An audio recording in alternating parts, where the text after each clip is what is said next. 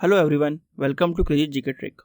Friends, आज हम बात करेंगे आखिरकार ऐसा क्या हो रहा है जिस वजह से हमको अलग अलग जगहों से वायलेंट एक्टिविटीज़ की न्यूज़ सुनने को मिलती है। कुछ समय पहले ही मध्य प्रदेश के खरगोन से वायलेंट एक्टिविटीज़ की न्यूज़ आई थी और उसके बाद फिर दिल्ली के जहांगीरपुरी से कम्युनल वायलेंस की न्यूज़ आती है। उससे कुछ समय पहले ही हमने वेज फूड को लेकर, नॉन वेज फूड को लेकर डिबेट देखा था और फिर हम ये भी देखते हैं कि कर्नाटका में लगातार कम्युनल इश्यूज को उठाया जा रहा है। जैसे कि कर्नाटका की गवर्नमेंट ने यह बोला कि जो लोग भी हिंदू रिलीजन को बिलोंग नहीं करते हैं उनके पास ये हक नहीं है कि वो हिंदू टेम्पल्स के आसपास अपना बिजनेस कर सकें। उससे पहले हमने कर्नाटका में हिजाब को लेकर कंट्रोवर्सी देखी थी। वहाँ पर हलाल मीट को लेकर और झटका मीट को लेकर भी कंट्रोवर्सी हुई। इसके अलावा भी देश के दूसरे हिस्सों से हेट क्राइम और हेट स्पीचेस की न्यूज़ आती रहती हैं। सुप्रीम कोर्ट ने हाल ही में हेट स्पीच को लेकर चिंता भी जताई थी और इस वक्त Haridwar hate speech case court में चल रहा है। और यहाँ पर कुछ समय पहले ही लोकसभा में minister of state for home affairs Nityanand Rai ji ने यह बताया था कि देश में पिछले 5 सालों में लगभग 3,400 केसेस ऐसे हैं जहाँ पर रिलीजन को लेकर दंगे हुए हैं हमारे देश में। और इसके अलावा भी देश में लगभग 2,76,000 केसेस दर्ज हुए हैं दंगों के पिछले 5 सालों में अलग अलग इश्यूज़ को लेकर। इन सब बातों की वजह से ये न्यूज़ इंटरनेशनल मीडिया ने भी कवर करी, जहां पर इंटरनेशनल मीडिया ने ये डिबेट किया क्या इंडिया में जानबूझकर पॉलिटिक्स के लिए मुस्लिम्स को अटैक किया जा रहा है। इन न्यूज़ चैनल्स ने और रिपोर्ट्स ने ये बात कवर की है कि इंडिया में लगातार पिछले 5 साल से कम्युनल वायलेंस की खबरें और घटनाएं बढ़ती चली जा रही हैं।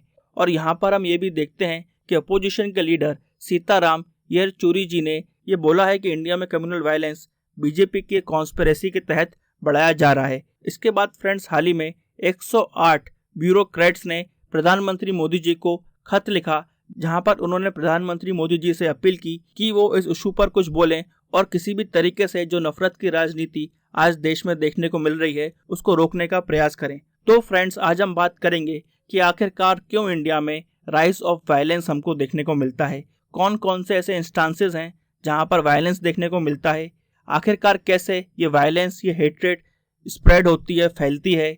यहाँ पर सुप्रीम कोर्ट ने क्या बोला है इन वायलेंट एक्टिविटीज़ पर, हम ये भी बात डिस्कस करेंगे। और लास्ट में हम देखेंगे कि आखिरकार क्या इम्पैक्ट पड़ता है इस कम्युनल टेंशन का, इस वायलेंस का।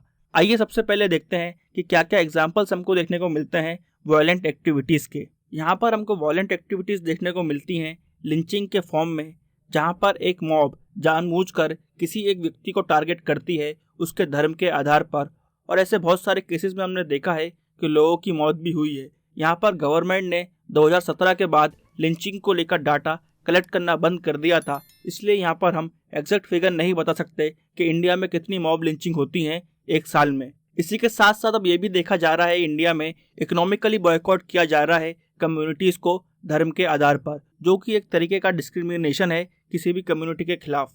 यहाँ पर वायलेंट एक्टिविटीज़ में ये भी देखा गया है कि हरेसमेंट किया जाता है, लोगों को डराया जाता है और लोकल लेवल पर किलिंग्स भी होती हैं। फ्रेंड्स, ये सब काम कोई पॉलिटिकल पार्टीज नहीं करती हैं, बल्कि इन सब कामों को छोटे छोटे ग्रुप्स करते हैं, जहाँ पर ये देखा गया है कि उन सब ग्रुप्स को किसी ना किसी पॉलिटिकल पार्टी का सपोर्ट मिलता है।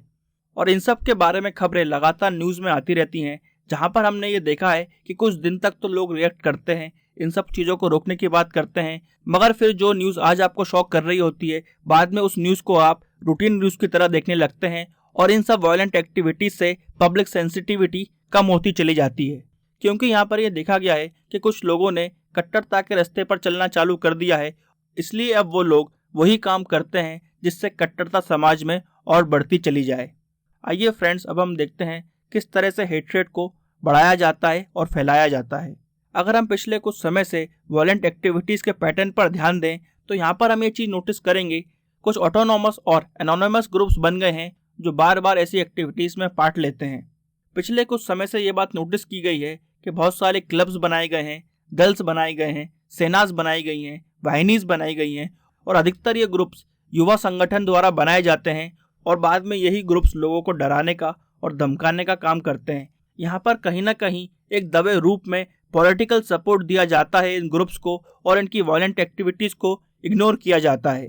यहाँ पर इन ग्रुप्स को ये लगता है और इनका ये मानना है कि वो ऐसा करके हिंदू संप्रभुता यानी कि हिंदू सॉवरेनिटी को बचा रहे हैं। और बहुत बार ये देखा गया है कि यही ग्रुप्स होते हैं जो ऑनलाइन ट्रोलिंग करते हैं, लिंचिंग करते हैं और कई बार लोगों को डराने और धमकाने का काम करते हैं धर्म के नाम पर। अगर हम बात करें कि ऐसा ये ग्रुप्स क्यों करते हैं, तो यहाँ पर सबसे बड़ा मेजर फैक्टर है आइडियोलॉजी ऑफ रिवेंज। यहाँ पर इन ग्रुप्स के अंदर एक बदले की भावना देखी गई है और ये सब लोग मस्क्यूलर नेशनलिज्म में यकीन रखते हैं, जहाँ पर जो कोई भी इनकी नेशनलिज्म की परिभाषा से एग्री नहीं करता है उनको फिर ये अपनी मसल पावर दिखाते हैं और ये ग्रुप्स अपनी आइडियोलॉजी को बढ़ाने के लिए इनह्यूमन तरीके भी अपना सकते हैं। और यहाँ पर क्रिटिक्स ने यह बात उठाई है कि मेजोरिटी को अपीस करने के लिए पॉलिटिकल सपोर्ट मिलता है ऐसे ग्रुप्स को।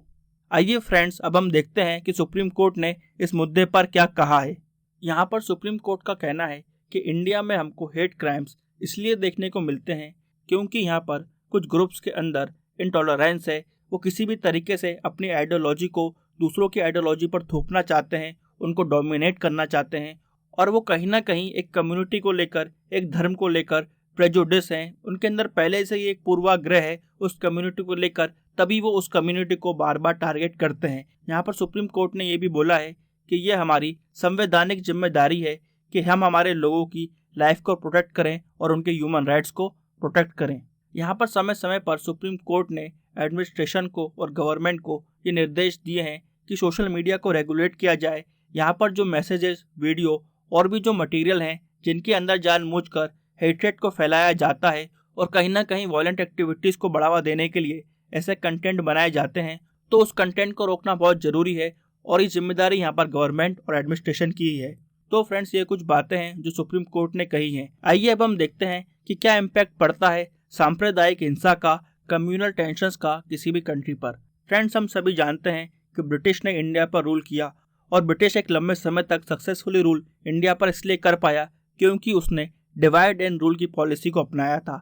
इंडिया में पहली बार डिवाइड एंड रूल की पॉलिसी ब्रिटिश गवर्नमेंट ने ही अपनाई थी, जहां पर उसने जानबूझकर हिंदूज और मुस्लिम्स को डिवाइड करने की कोशिश करी और वो इस कोशिश में कामयाब भी होता है क्योंकि जिस टाइम इंडिया को ब्रिटिश से इंडिपेंडेंस मिली उसी समय हम ये भी देखते हैं कि इंडिया का पार्टीशन भी हुआ धर्म के आधार पर।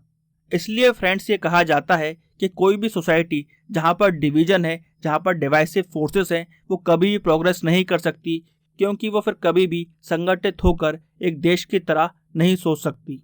और यहाँ पर यह बात किसी एक कम्युनिटी की नहीं है क्योंकि इंडिया में हमेशा से ही डाइवर्सिटी रही है। अगर आज किसी को धर्म के आधार पर टारगेट किया जा रहा है तो कल किसी को कास्ट के बेसिस पर, लैंग्वेज के बेसिस पर, खाने के बेसिस पर, क्लोथिंग के बेसिस पर और भी बहुत सारे बेसिस हैं जिस पर टारगेट किया जा सकता है। क्योंकि जब कोई अपने आइडियोलॉजी को आगे बढ़ाता है तो वो दूसरी सभी आइडियोलॉजी को गलत प्रूफ करता है और उनको फिर टॉलरेट भी नहीं करता है। इन सब केसेस की वजह से इंडिया की वर्ल्ड स्टेज पर इमेज खराब होती है और हमने ये देखा है कि इंटरनेशनल मीडिया ने इन इश्यूज़ को काफ़ी उठाया है वर्ल्ड स्टेज पर। और हाल ही में फ्रेंड्स, यूएसए में जो इंडियन कम्युनिटी है, हिंदू कम्युनिटी है, उसने बोला है कि हम अपील करते हैं हमारे हिंदू भाइयों से कि वो अपने साइलेंस को तोड़ें और किसी भी तरह से जो हेट्रेट फैलाया जा रहा है सोसाइटी में उसको रोकने की बात करें। तो फ्रेंड्स, ये बात बताती है कि जो भी घटनाएं इंडिया में होती हैं उस पर एक नज़र बाहर की मीडिया, इंटरनेशनल मीडिया बनाकर रखती है।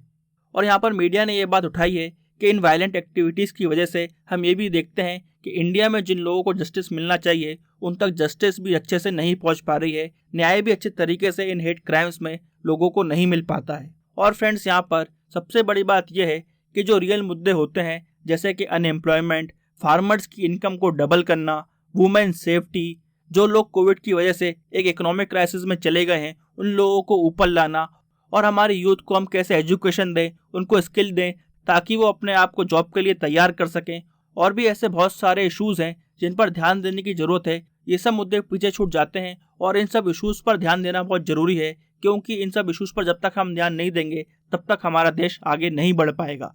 और लास्ट में फ्रेंड्स, हम सबको ये बात याद रखना चाहिए कि इंडिया में हमने देखा है कि इंडियन सोसाइटी के कुछ आइडल्स हैं जो कभी नहीं बदले हैं, जैसे कि unity in diversity, secularism, pluralism और जो हमारी सोच है वासुदेव कुटुंबकम की, जहाँ पर हम पूरी दुनिया को एक घर की तरह देखते हैं।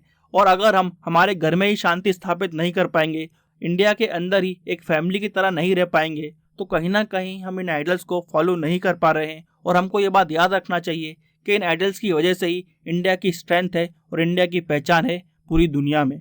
फ्रेंड्स, यहाँ पर हमने इंडिया में क्यों वॉलेंट एक्टिविटीज़ लगातार बढ़ती हुई दिखती हैं इस इशू को बहुत डिटेल में डिस्कस किया है। आपके क्या पॉइंट ऑफ व्यू हैं वो भी कमेंट बॉक्स में जरूर बताइएगा। आई होप आपको ये वीडियो इन्फॉर्मेटिव लगा होगा। ऐसे ही वीडियो देखने के लिए इस वीडियो को लाइक करें, शेयर करें और हमारे चैनल को सब्सक्राइब करें। Till then friends, bye bye and take care.